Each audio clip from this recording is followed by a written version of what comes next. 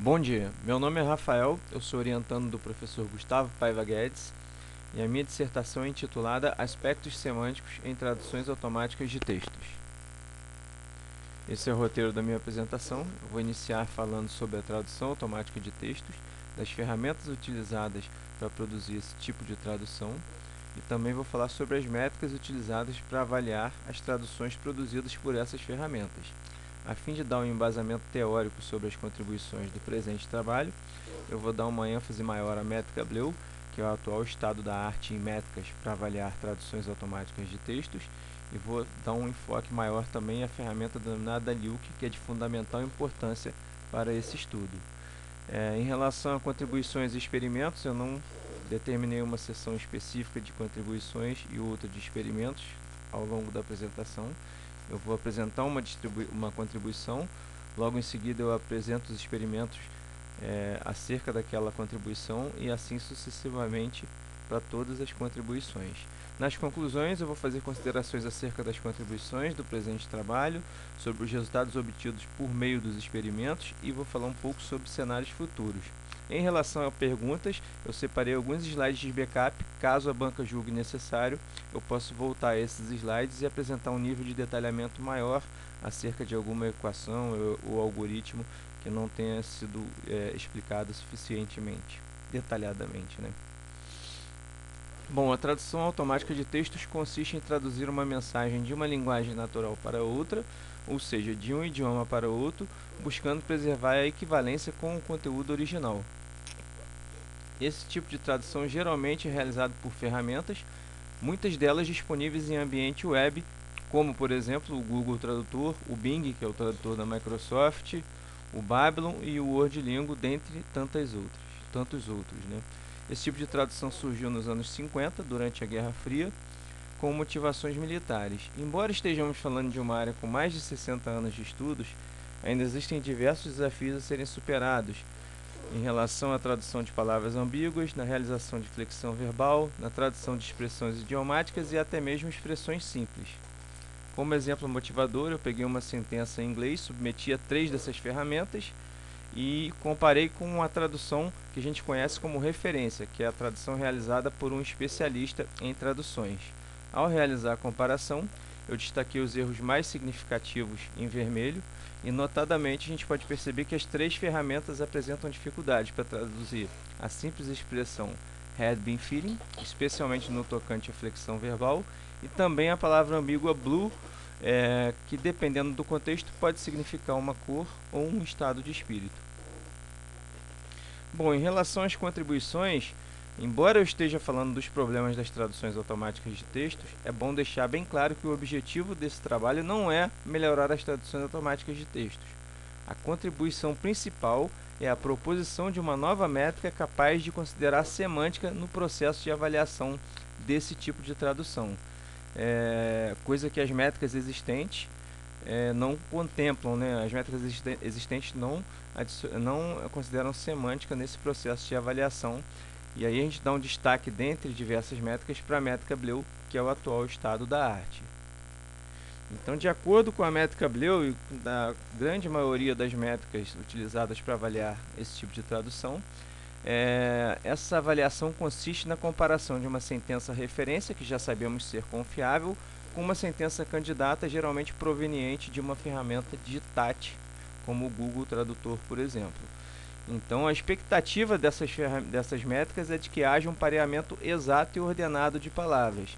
Eu trouxe para vocês o exemplo de uma candidata B em comparação com uma sentença referência.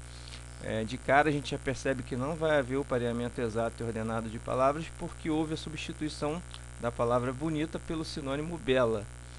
Embora haja uma equivalência entre as traduções, elas não são exatamente iguais, mas são equivalentes e ainda assim a métrica Bleu apresenta uma compatibilidade de apenas 76% aproximadamente. Então essa expectativa é frustrada, porque mesmo quando trata-se de dois tradutores, dois especialistas humanos em tradução, eles dificilmente vão traduzir o mesmo texto da mesma forma.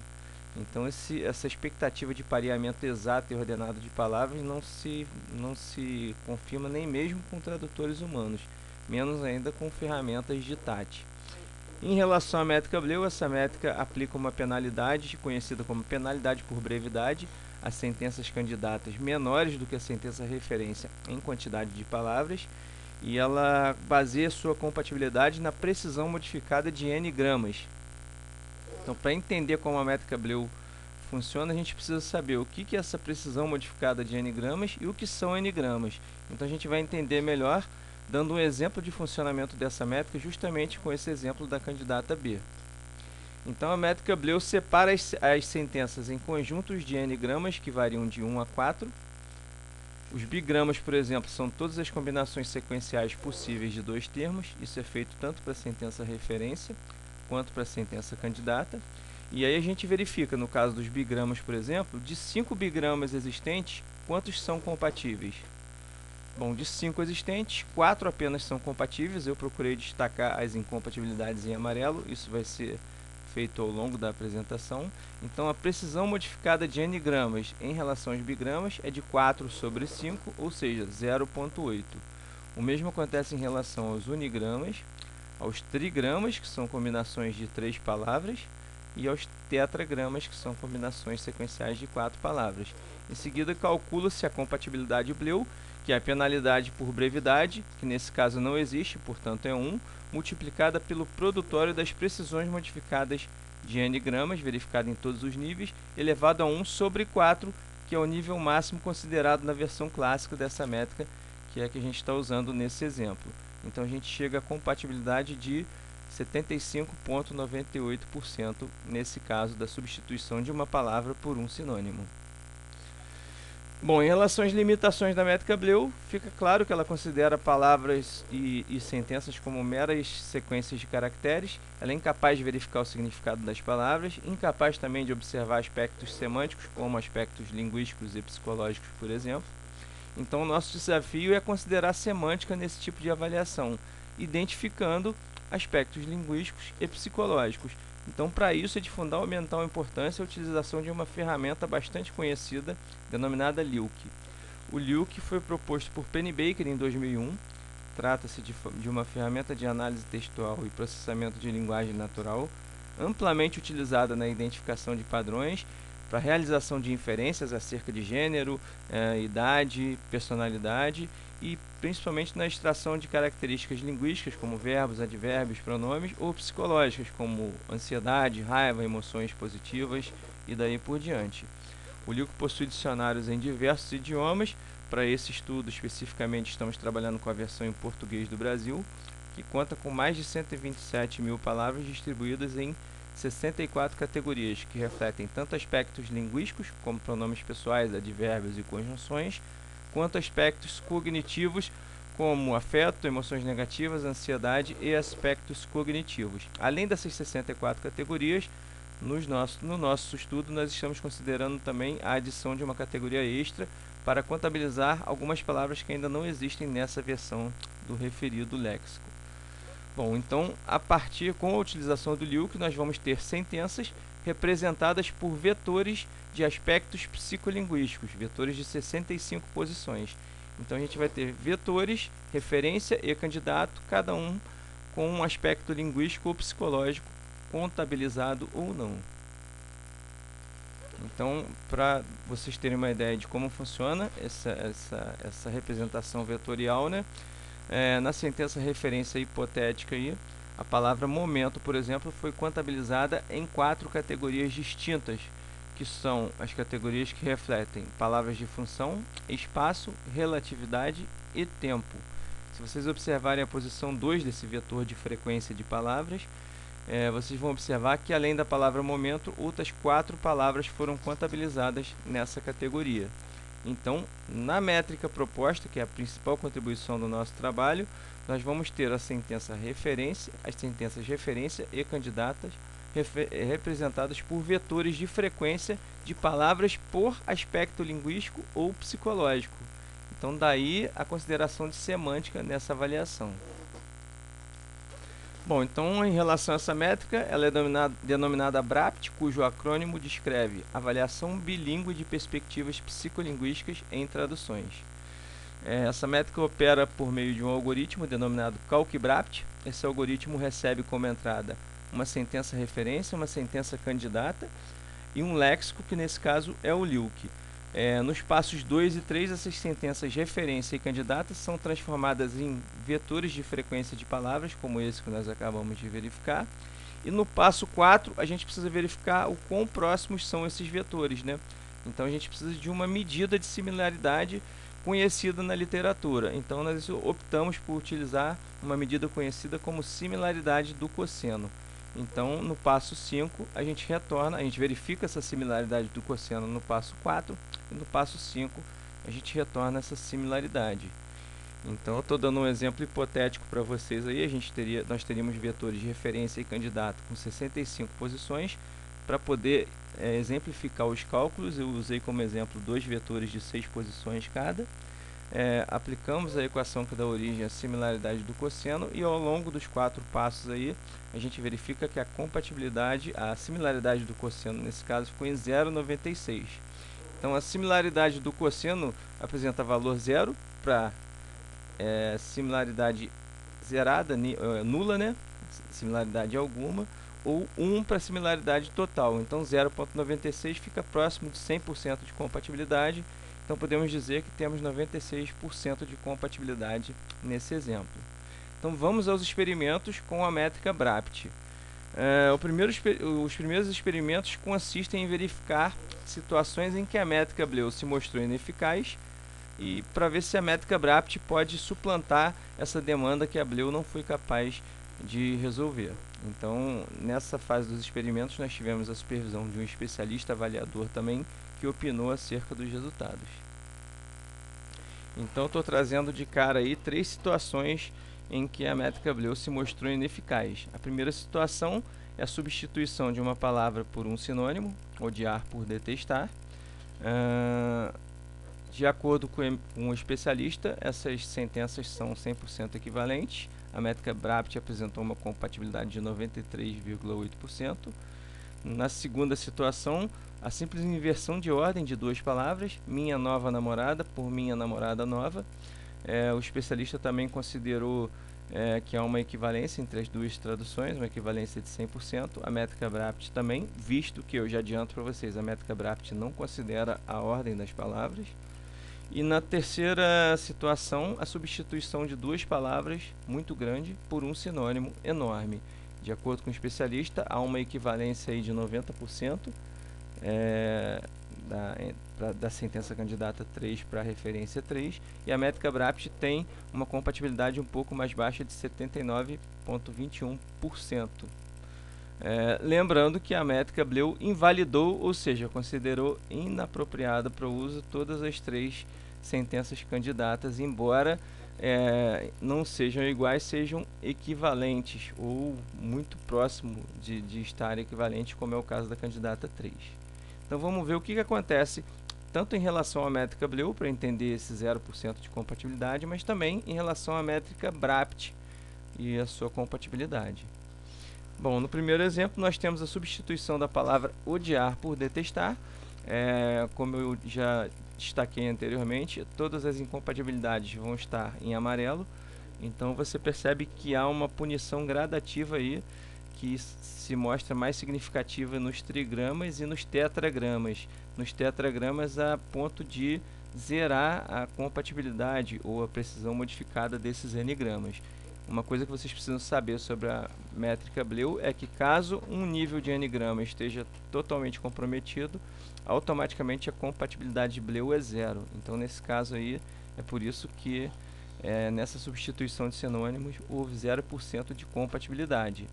E aí, pensando naquele primeiro exemplo que eu também utilizava um sinônimo, surge a pergunta, né? A posição de da palavra substituída faz alguma diferença?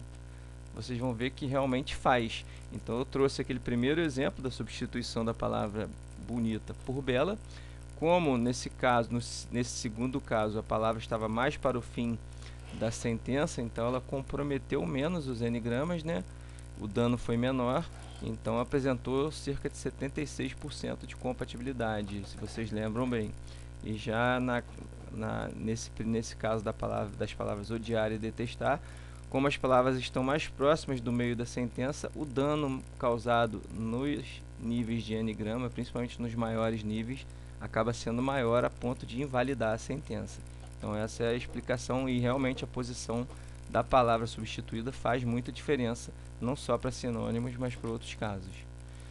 Em relação à métrica BRAPT, as palavras odiar e detestar são sinônimas, então, portanto, se enquadram praticamente nas mesmas categorias, com exceção da categoria que reflete aspectos humanos, que a palavra detestar se enquadra nessa categoria e a palavra odiar não se enquadra. E daí a compatibilidade de 93,8% contra 0 da métrica Bleu. No segundo exemplo, há uma simples inversão de ordem das palavras. Mais uma vez, as palavras estão mais próximas do meio da sentença, e isso causa o comprometimento fatal dos tetragramas, né? Então, isso faz com que a métrica Bleu, mais uma vez, apresente 0% de compatibilidade. Em relação à métrica BRAPT, como eu já adiantei, como ela não considera a ordem das palavras, então as mesmas palavras estão contabilizadas tanto para a sentença referência quanto para a sentença candidata, nas mesmas categorias e com a mesma frequência, logo 100% de compatibilidade. Então não há muito o que detalhar em relação a isso. O último exemplo é a substituição de duas palavras por um sinônimo, ou seja, muito grande pela palavra enorme. E eu já chamo a atenção de vocês para a segunda linha dos cálculos, onde a gente tem um exemplo aí da aplicação da penalidade por brevidade. Ao invés de 1, nesse caso aí, a gente usa o exponencial de 1 menos 5, que é a quantidade de palavras da sentença referência, sobre 4, que é a quantidade de palavras da sentença candidata, que é a menor. Então, ao invés de 1, a gente tem 0,78, que automaticamente jogaria toda a multiplicação para baixo, diminuindo a compatibilidade Bleu. Mas nesse caso também essa punição é irrelevante, porque mais uma vez houve o comprometimento completo dos tetragramas e a compatibilidade Bleu ficaria zerada independente da penalidade por brevidade. Em relação à compatibilidade BRAPT, ela ficou um pouco mais baixa, porque em média cada palavra contabilizada pela métrica BRAPT se enquadra em 6 a 7 categorias em média. Então, nós temos duas palavras aí que não se enquadram na sentença candidata, que é a palavra muito e a palavra grande. E também, na sentença candidata, a gente tem uma palavra que não encaixa com a sentença referência, que é a palavra enorme. Então, a gente fazendo uma média aí, tem em média aí 15 categorias que pode haver divergência total ou parcial. Então, por isso, essa queda de compatibilidade, ok? A gente vai retomar essa questão da média de palavras mais adiante. Média de palavras por categoria. Média de categorias por palavra, desculpa. Bom, outra fase dos experimentos consistiu em pegar 10 textos em língua inglesa. Esses textos foram traduzidos por um especialista, que eu chamo de especialista 1. Esses 10 textos tinham 128 sentenças, uma média de 14 sentenças por texto, se não me engano. Então, nós temos 128 sentenças referências e temos 128 sentenças candidatas por ferramenta, visto que eu submeti essas 128 sentenças às ferramentas Bing, Google e o WordLingo. Esses experimentos também foram supervisionados por um especialista. Vamos ver os resultados. Bom, então ao observar esse primeiro gráfico aí, com a aplicação da métrica BRAPT, o Google Tradutor, representado pelas barras azuis, obteve o melhor desempenho nos textos 1, 3, 4, 5, 6 e 7, ou seja, em 6 dos 10 textos. Nos outros 4 textos, o Bing, representado pelas barras vermelhas, obteve um melhor desempenho. Outra coisa relevante a destacar é que o Bing e o Google, vocês podem observar pela altura das barras, apresentam um desempenho bem equilibrado, bem parelho, né? E o WordLingo um desempenho bem abaixo dessas duas ferramentas. Então, buscamos verificar se há consistência com relação à métrica Bleu. Avaliamos esses mesmos textos com a métrica Bleu também. Os resultados foram exatamente iguais. O Google Tradutor se saiu melhor nos mesmos 6 textos, o Bing Tradutor se saiu melhor nos mesmos 4 textos e o WordLingo se saiu melhor em todos os demais textos. Então, existe uma consistência com os resultados apresentados entre a métrica BRAPT e a métrica Bleu. A diferença aí agora está por conta dos percentuais, né? Os percentuais de compatibilidade BRAPT são bem maiores do que os percentuais da métrica Bleu. Continuando, a gente realizou uma análise das 128 sentenças também. Então, o Google Tradutor se saiu melhor em 54 sentenças, o Bing Tradutor em 52 sentenças, então há uma leve superioridade do Google aí, que é bem consistente com o estudo apresentado por de Mello et al. Em 2015. O WordLingo se saiu melhor em apenas 11% das sentenças, então mostra que essas ferramentas Bing e Google Tradutor são bem mais sofisticadas do que o WordLingo, apresentam resultados bem melhores. Isso também é consistente com as impressões do especialista avaliador, né? Então esses resultados realmente são consistentes. Vamos continuar com os experimentos. A pergunta a ser respondida agora é a seguinte: existe uma diferença significativa ao utilizar as traduções de outro especialista como referência? A gente usou do especialista 1. Será que se eu usar um outro especialista como referência, as traduções de referências desse outro especialista, vai haver diferenças significativas? Bom, então nós fizemos esse teste também. No primeiro gráfico a gente tem como referência as traduções do especialista 2 e no segundo gráfico nós temos como referência as traduções do especialista 1. Isso vale tanto para a métrica BRAPT, que eu estou mostrando em tela agora, quanto para a métrica Bleu, que eu vou mostrar posteriormente. Então a única diferença ficou por conta dos textos 1 e 9. No primeiro gráfico, o Bing se saiu melhor no texto 1 e o Google se saiu melhor no texto 9. E no segundo gráfico houve uma inversão. O Google se saiu melhor no texto 1 e o Bing se saiu melhor no texto 9. De resto, os resultados foram iguais, exceto por algumas pequenas, sutis diferenças em relação aos percentuais, tá? Mas de resto os resultados são iguais. E em relação à métrica Bleu, os resultados foram exatamente iguais. Houve essa mesma inversão nos textos 1 e 9 no desempenho do Bing e do Google, exatamente como aconteceu com a métrica BRAPT. De resto, os resultados também são iguais nos outros 8 textos. Então dá para a gente considerar aí que não tem, considerando as 128 sentenças, né, analisadas por 3 ferramentas distintas e de 2 especialistas distintos, não há diferenças significativas entre a utilização de um especialista ou outro para com traduções de referências, né?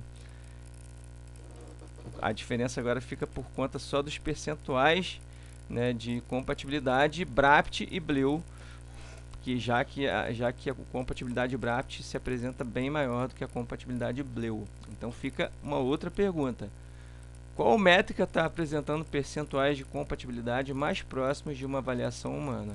Então nós solicitamos que um especialista fizesse as avaliações também, desse notas de 0 a 10 a cada uma das 128 sentenças traduzidas pelo Google Tradutor, que foi a que teve o melhor desempenho, né?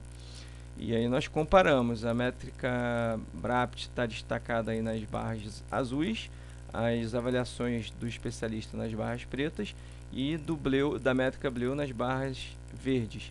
Então, visualmente já se percebe que a métrica BRAPT está com percentuais de compatibilidade muito mais próximos das avaliações do especialista do que da métrica Bleu, dando um destaque negativo ainda para os textos 1 e 2, onde essa diferença se apresentou bem acentuada, quase que o triplo. Para confirmar isso, a gente também fez uma análise sentença a sentença. Os resultados se repetiram, né? E há um destaque negativo também para as sentenças. A gente escolheu o texto 6 porque é o que tem mais sentenças, tá? São 17 sentenças. E tem um destaque negativo para as sentenças 4, 5, 7 e 16, onde a métrica Bleu apresentou 0% de compatibilidade contra uma média de 70%, 80%, 90% da métrica BRAPT e do especialista. Então eu separei para vocês a menor dessas sentenças, que é a sentença 7, e a maior dessas sentenças, que é a sentença 16, para a gente fazer uma análise mais detalhada. Bom, então na sentença 7, eu vou ler para vocês a referência e a candidata. A referência é "mas não o são", e a candidata é "mas eles não são". Então, de acordo com o especialista, há uma equivalência de 90% nessa sentença e, de acordo com a métrica BRAPT, 94,2% de equivalência. Na sentença 16, né, que é o segundo exemplo aí, aí eu vou ler em duas partes, tá, para facilitar. Sentença referência. Felizmente, seu estudo da relatividade a preparou. Sentença candidata. Felizmente, seu estudo sobre a relatividade preparou-a. Ou seja, bem parecido, né? Continuando, sentença referência. Para o choque que terá ao ver sua irmã gêmea, agora com 71 anos. Sentença candidata. Para o choque quando vê sua irmã gêmea, que agora tem 71 anos. Ou seja, embora não trate-se de uma tradução literal, existe uma equivalência bem grande e a mensagem está sendo transmitida. Então, de acordo com as impressões do especialista, 90% de equivalência, de acordo com a métrica BRAPT, 96% de compatibilidade, e de acordo com a métrica Bleu, nenhuma das duas sentenças estão apropriadas para uso. Então, há um excesso de rigor da métrica Bleu nessas sentenças aí e nas outras duas também que eu não exemplifiquei para vocês. Então, essa é uma falha grande da métrica Bleu. Continuando os experimentos, embora tenha se saído melhor com todas as ferramentas, na média das 128 sentenças, a métrica BRAPT também apresentou algumas limitações, especialmente em traduções produzidas pela ferramenta WordLingo. Então, esses experimentos também foram acompanhados da supervisão de um especialista avaliador que também deu suas impressões. Então, dentre algumas sentenças que nós encontramos do WordLingo, eu destaquei duas para vocês, que eu chamei de candidata 4, que é a primeira, e candidata 6, que é a segunda, na parte inferior do vídeo. Eu nem vou ler a sentença referência, eu vou ler só a candidata. Candidata 4. Até recentemente, tais perseguições eram o reino dos quacks e charlatãs. Ou seja, eu nem preciso ler a referência, né? Acertadamente, de acordo com o especialista, a métrica Bleu invalida essa tradução porque ela realmente não é apropriada para uso, e erroneamente a métrica BRAPT apresenta um percentual de 83,9%. Em relação à sentença candidata 6, vou ler para vocês também. Técnicas para motivate ameaças incluídas jogadores para eliminar seus pés e para jogá-los para cães ravenous. Também não faz sentido algum, né? Eu nem precisaria comparar com a referência. Então, acertadamente, a métrica Bleu, de acordo com o especialista, atribui 0% de compatibilidade e invalida essa sentença para o uso também, ao contrário da BRAPT, que erroneamente apresenta uma compatibilidade de aproximadamente 84%. A questão é entender por que a métrica BRAPT está apresentando alguma compatibilidade com sentenças tão sem pé nem cabeça. A gente percebe que há palavras não traduzidas e também há um embaralhamento de determinadas palavras, especialmente no segundo exemplo. Então, o que acontece? Por que a BRAPT apresenta alguma compatibilidade ainda? Então, não é uma questão de justificar, é apenas explicar o que está acontecendo. Bom, de acordo com a métrica BRAPT, cada palavra encontrada é contabilizada em média em 6 ou 7 categorias. Então, eu separei duas palavras encontradas, estou usando como exemplo a primeira sentença, tá?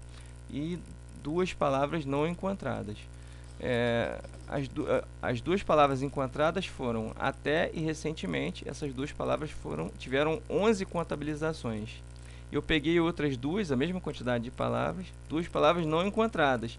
E palavras não encontradas, ou seja, palavras não traduzidas para a língua portuguesa, não vão ser encontradas, obviamente, no LILC em português do Brasil. E palavras não encontradas são contabilizadas em uma única categoria, aquela categoria extra que nós criamos justamente para contabilizar esse tipo de palavra que não existe na versão de 2007 do LILC. Então, essas duas palavras não encontradas representam só duas contabilizações contra 11 contabilizações da mesma quantidade de palavras encontradas. Então, o impacto é muito pequeno de palavras não traduzidas ou não encontradas. Então, essa é uma justificativa. Em relação ao embaralhamento das palavras, como eu já disse, a métrica BRAPT não considera a ordem das palavras, mas, ao mesmo tempo, ferramentas sofisticadas como o Google e o Bing, por exemplo, não apresentam esse problema de embaralhamento das palavras. Então, é uma coisa muito recorrente em ferramentas pouco sofisticadas como o WordLingo. Então, embora a métrica BRAPT tenha se saído melhor do que a métrica Bleu, inclusive em relação ao WordLingo, em alguns casos, para ferramentas não muito sofisticadas, como é o caso do WordLingo, a métrica BRAPT vai apresentar alguma falha, tá? Então, essa é a explicação da métrica BRAPT ter apresentado alguma compatibilidade. Vamos continuar aí. Vamos falar um pouco sobre a representatividade de cada aspecto linguístico ou psicológico em uma sentença. Essa é uma contribuição do Luke e vocês vão ver por que essa contribuição é importante. Bom, ao olhar a sentença referência destacada em tela, a gente percebe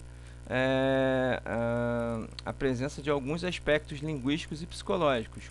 Verbo na palavra chove, advérbio na palavra muito, ansiedade na palavra apreensiva, aspectos relativos a tempo na palavra momento, ou seja, muitos aspectos, mesmo sem uso de ferramenta alguma, a gente consegue perceber, né? A gente não precisa de uma ferramenta para perceber a presença desses aspectos linguísticos ou psicológicos.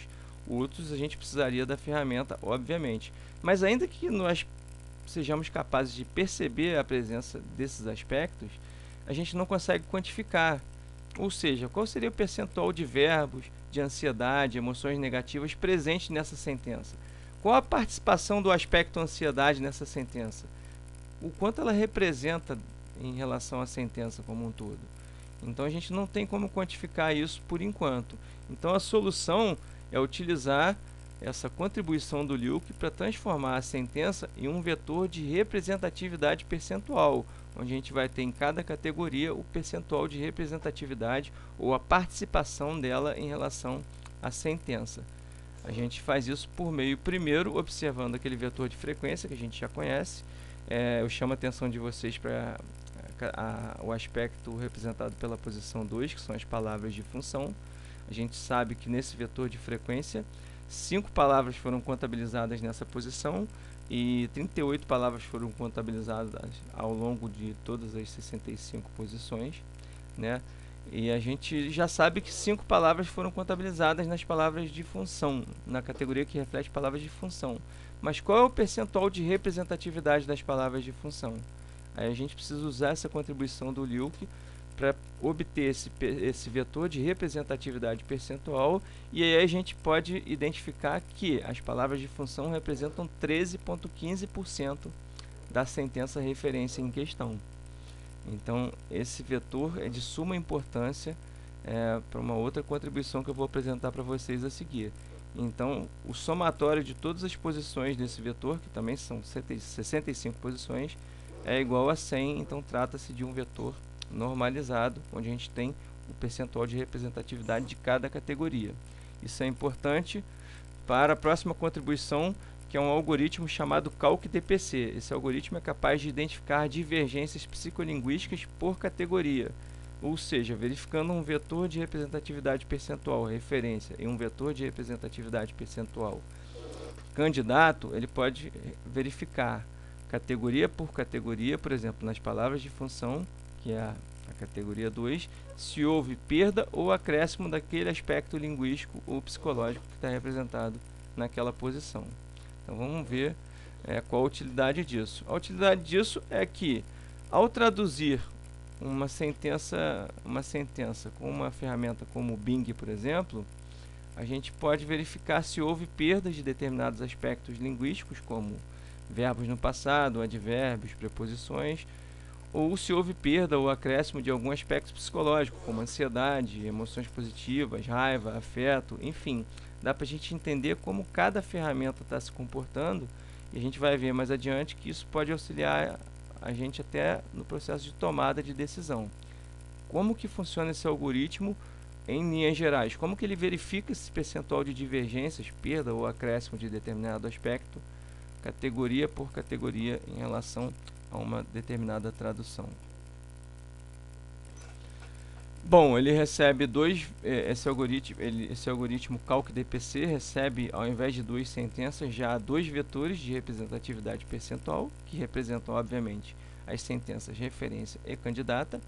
Ao longo dos seus 6 passos, ele verifica posição por posição, ou seja, categoria por categoria, o percentual de divergências entre a posição 2, depois a posição 3, depois a posição 4 dos dois vetores. E ele vai montando esse terceiro vetor, né, até o passo 5, que é um vetor que contém em cada posição, ou seja, categoria por categoria, o percentual de divergências verificados.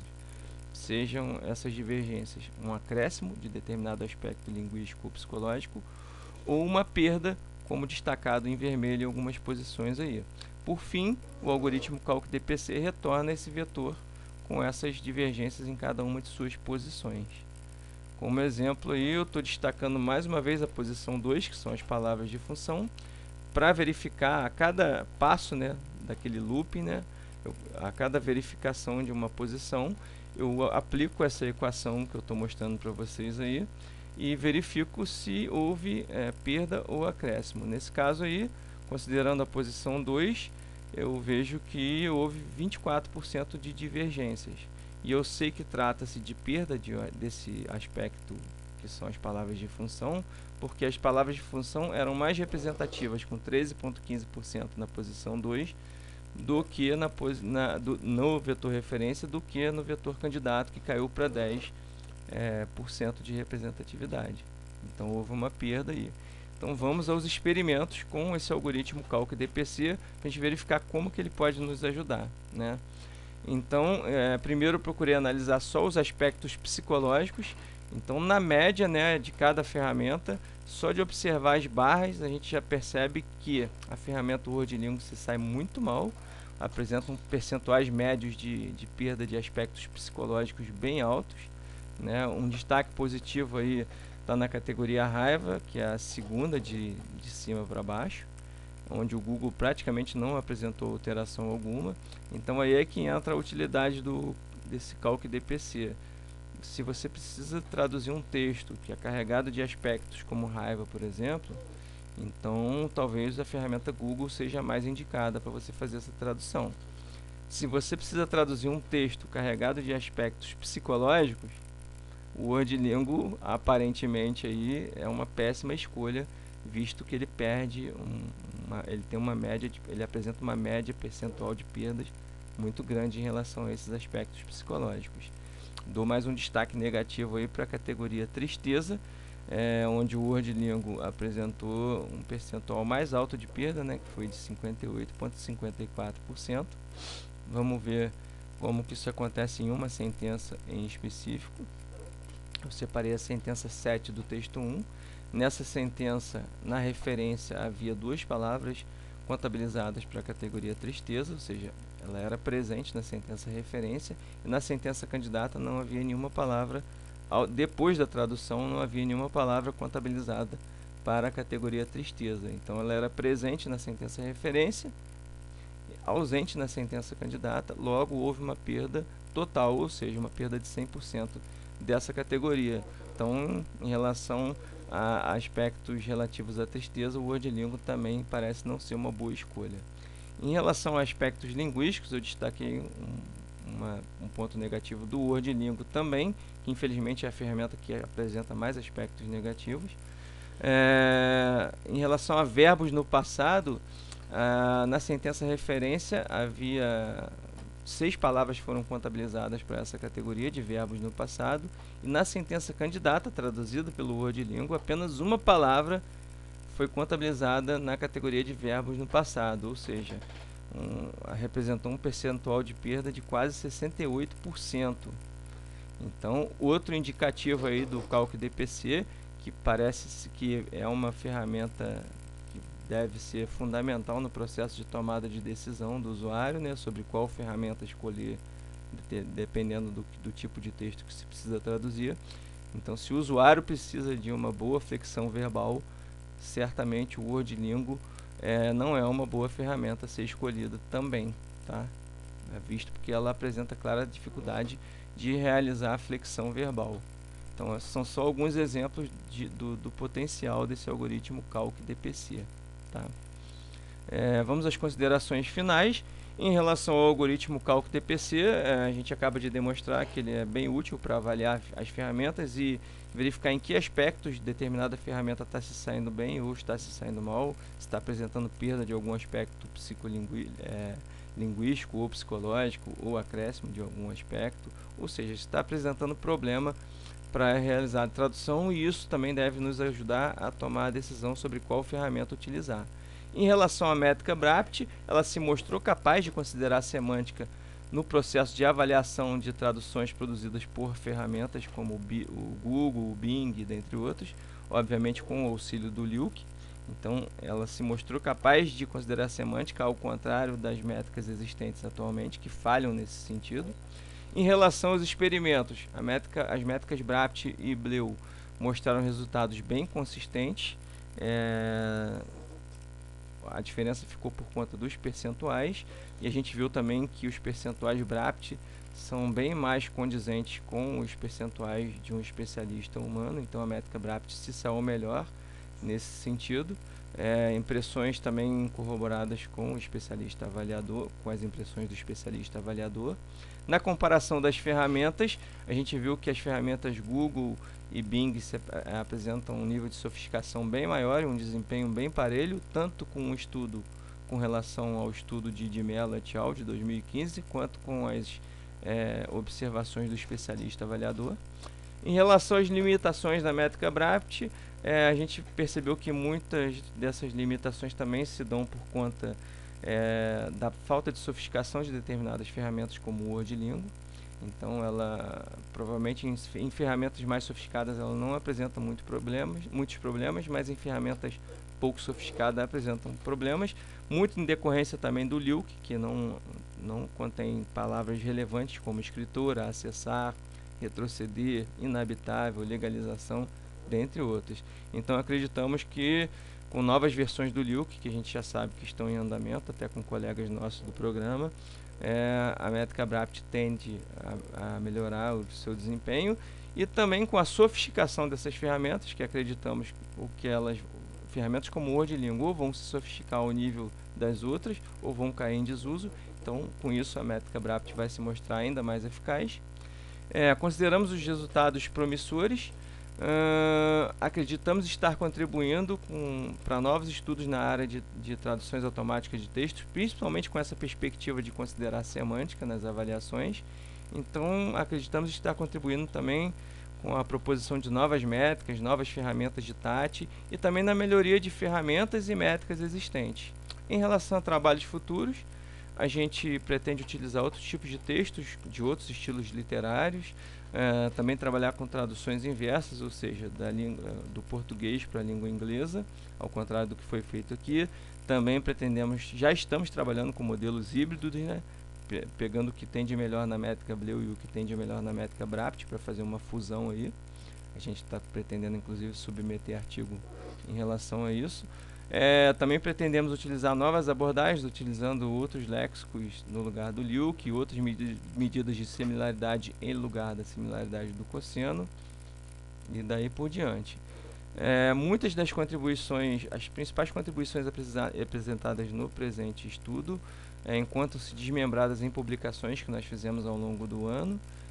Nós publicamos no Congresso Web Media e no CADMAIO, ambos em outubro do ano passado, e agora recentemente, no início de abril, nós submetemos uma versão mais madura da métrica BRAPT para o periódico I3E Latin American Transactions, e estamos aí aguardando o resultado, cruzando os dedos, né?